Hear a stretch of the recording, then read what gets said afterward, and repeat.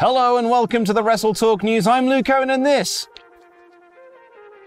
is wrestling news. As Pete Quinnell dropped in yesterday's breaking news video, because that man is excellent at his job, Jade Cargill has officially signed with WWE, choosing them over re-signing with All Elite Wrestling. The news was first reported by ESPN, but really, Fightful Select broke this news 2 weeks ago. We'll go into more details of why she chose WWE over AEW shortly, but there are some big questions coming out of the news. Will she keep her Jade Cargill name? Will she be heading to NXT before the main roster? Just how much money did WWE sign her for? But perhaps the bigger question is, who gets the Cody Vader now? When Cody Rhodes left AEW in 2022, he revealed that he had bestowed the rights to his Cody Vader entrance to Jade Cargill, as she was one of his big pet projects while he was in All Elite Wrestling. But now that Jade is also gone and really didn't use the Cody Vader that much, it means it's once again up for grabs. And one AEW star has already laid claim to it, Nyla Rose. Always shoot your shot, Nyla Rose. I like your hustle. In all seriousness though, this is big news.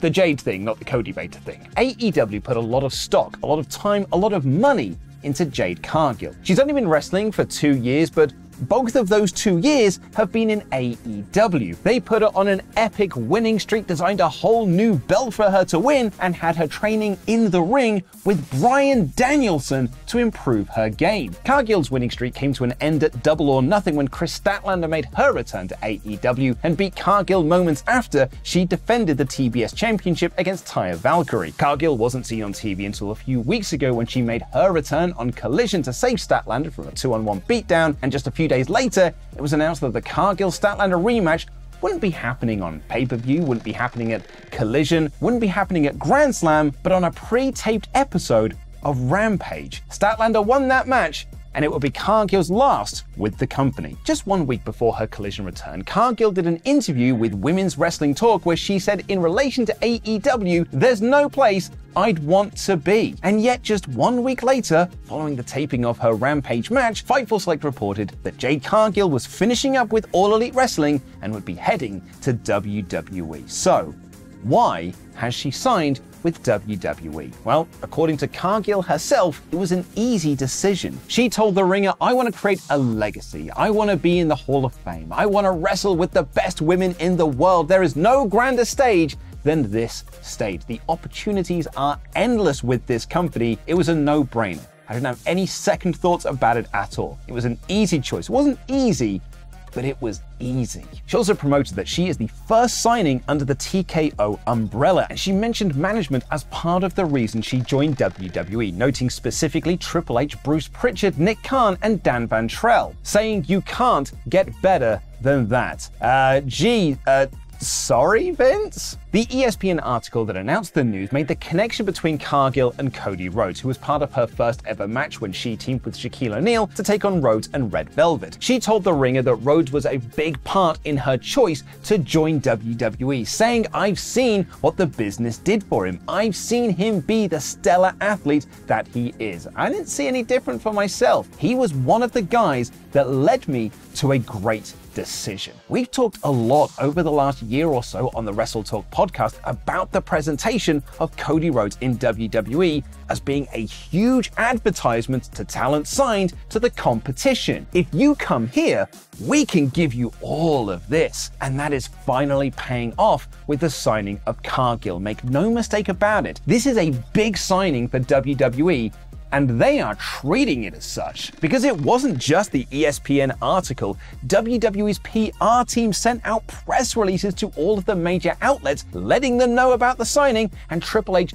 put out a tweet welcoming Cargill to the company. WWE don't often go to these lengths. They are treating this like a huge free agent signing, which is exactly what it is. Several main roster names, including Adam Pearce, Bayley, and Grayson Waller, have welcomed Cargill into WWE, and USA Network might have dropped a huge hint that she's heading straight to Monday Night Raw, but that is far from confirmation that she's bypassing NXT to go to the main roster. Cargill herself was cagey about where she'll end up when asked about that on The Ringer, but the amount of money likely being spent on her might suggest that even if she does go to NXT, she might not be there for very long. WWE's push of Cargill continued on social media as they shared a video of her surviving the NXT parking lot to train at the Performance Center. On the media call for this weekend's WrestleDream, Tony Khan praised Cargill's time in AEW and added she had a great run with us and has a great career in front of her, wishing her nothing but the best for the future. Cargill was again very praising of AEW in media interviews, noting specifically that she had been training in-ring with Daniel Bryan. Already got you using his WWE name, huh? But according to Bill Apter of Sportskeeda, there could be more names joining Jade and Cody in jumping ship to WWE, saying, I understand there might be another main roster AEW guy who's also looking to come to WWE. Speculation on this will likely run wild, especially following Ricky Starks being the first to send out his congratulations tweet to Jade following the announcement of her signing. But forget all that, the biggest news to come from this signing is CM Punk liked the Instagram post. Sound the alarm. I'm getting word that I'm actually getting word that Ollie Davis is canceling his holiday and is heading home right now. CM Punk to WWE, return confirmed. It's happening, everyone. Sticking with AEW now, and on Wrestling Observer Radio yesterday, Brian Alvarez and Dave Meltzer were asked about the lack of TV time for Serena Deeb, who hasn't wrestled for All Elite Wrestling since October last year on an episode of Dark. Alvarez noted something happened. There was some sort of heat over something. Whatever it was, she's not being used. Meltzer added, I haven't even heard them even hint about her name or anything. This was blown off on social media as random speculation or vague reporting by Brian and Dave. But Sean Ross Sapp dived into this story a bit more on Fightful Select and revealed there is some truth behind Brian and Dave's comments. According to Fightful Select, Deeb has been telling people that she's been dealing with a serious injury that has kept her off TV, but AEW sources are saying it was actually a disagreement with management that landed her with major heat. Sean Ross Sapp writes, we're told that Deeb was very vocal about her use on AEW TV and especially the time that she was given. Those familiar with the situation claim that it entered the area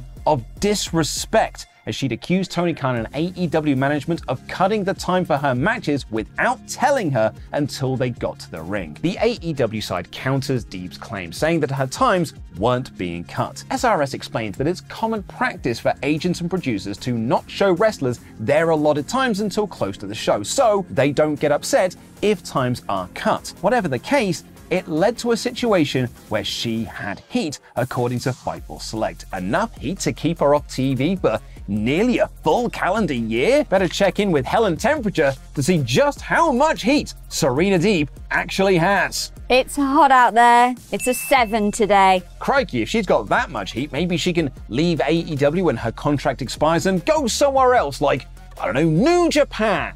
Oh, there's rumors that Tony Khan might be buying New Japan. Awkward. This weekend, AEW are putting on their WrestleDream pay-per-view, a show designed to honor the legacy of Antonio Inoki, who passed away last year. Tony Khan has been promoting this show as the start of a new era of All Elite Wrestling, which has sparked a lot of speculation of what that could mean. And because this is sort of a co-pro with New Japan, Ospreay and Zack Sabre Jr. are both on the show, and it's an Inoki tribute show. So chief among those rumors is that Tony Khan is going to announce that he has purchased New Japan Pro Wrestling. The speculation has run so much that someone asked Tony Khan about this on the WrestleDream media call, to which he replied, I'm a little surprised at how that speculation picked up and specifically the transactional nature of it. Overall, I've really enjoyed working with New Japan since nearly 2 years. I want to continue that partnership for a very long time, and right now, we have something very good going. I'm a little surprised by the speculation. I don't know where it came from. As several people have noted, and you yourself might be able to note from me reading that out, there was no outright denial of that story in that reply. And just before we get into the NXT 1 Minute One Take, AEW's Mark Henry noted on Busted Open Radio that the recently released Dolph Ziggler is top of the list of new signings for the company. So stay tuned to WrestleTalk.com for any further update on that story. But now it is time for NXT 1 Minute One Take, everyone's favorite time of the week. I actually forgot to do it on Monday with the Collision review, so sorry about that. I am often bad at my job. So I've got my 1 minute on the clock. British wrestling legend Kendo Nagasaki to help me with this. Right, okay, come on. 3, 2, 1, let's go. Butch beat Joe Coffey in the Global Heritage International Tournament finals and will now challenge Noam Dar at No Mercy. Tony D'Angelo and Stax did a restaurant skit with Humberto Carrillo and Angel Garza. The Creeds also joined, as did OTM, and a fatal four-way was made for the tag titles at No Mercy. Trick Williams beat Joe Gacy, who then said he wants a title of his own. More on that in a bit. Baron Corbin beat Josh Briggs in a short match, and we got a video package hyping Becky Lynch versus Tiffany Stratton for the weekend. OTM beat Hank Waller and Tank Ledger due to interference from Screams, and Eddie Thorpe beat Dijak in a strap match. Dijak beat him up after the match, so this feud must continue. Blair Davenport revealed that she attacked Gigi Dolan and their match is no longer happening, and Thea Hale beat Danny Palmer in another short match. They teased they might split up Trick Williams and Carmelo Hayes, but sort of put them back on the same page later, and Trick then beat Dragon Lee, Tyler Bate and Axiom to win a shot against Dom Dom at Nom Nom Mercy. Dragon Lee was later announced as the special guest referee in the match. There was a contract signed between Ilya Dragunov and Carmelo Hayes, which was rather good. I've already run out of time, and Bron Breakker and Baron Corbin had a big old brawl to close out the show, which saw them Godzilla themselves through a cardboard wall into Shawn Michaels' office. Dang! I thought I was actually doing quite well there. Rubbish. Anyway, we are live right now over on Parts of Unknown for the Wednesday Night War as Laurie Blake and Dan Layton battle it out on My GM mode on WWE 2K23. Literally live right now. Unless, of course, you're watching this after the live broadcast has ended, which means instead you should just watch the replay while you're on the toilet. Otherwise, we're live right now. Go and click the link. Parts of Unknown, we're live right now. We're live right now. I know. Sorry. Yeah, I also think they should go and watch it.